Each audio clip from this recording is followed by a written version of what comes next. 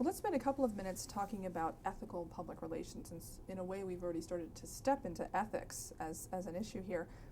In your professional opinion, what constitutes ethical public relations? That's a good question.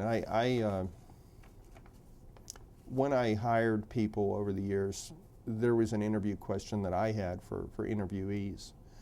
It seemed that all candidates for jobs were prepared for the questions like, where do you want to be in 5 years? Why do you want to do public relations for a living? One of the questions I always hit them with, and I didn't do it to throw them off, but I did do it to get a glimmer of who they really were, was I would, at some point in the interview, say, what do you stand for? And they would say, what do you mean? Almost every candidate would say, what do you mean by that? And I'd say, what do you stand for? What values do you have that are so non-compromising that you wouldn't want this job? Or that you wouldn't want to work for a particular client. And I would tell them, this isn't going to count against you in the job. If you tell me that you want the sky to be purple and that's a value that's important to you, I'm not going to judge that. But I need to know, do you have anything in your life that is so non-compromising that you can't do the work?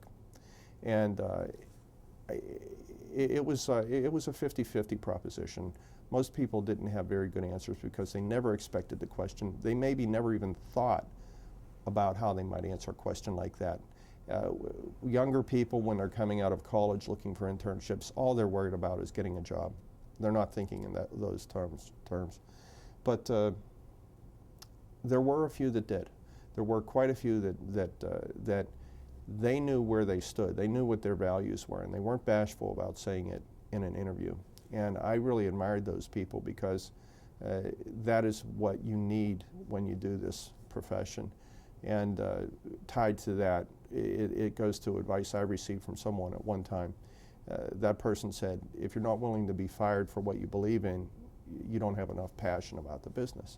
And so I felt that there are times when we counsel clients that we cannot back away from a certain issue or fact or strategy, something that they need to do, a recommendation that is so important to the success of preserving their reputation that if they can't do it, then we're getting into an area where we just can't proceed. And I always looked at hiring people who had that same value.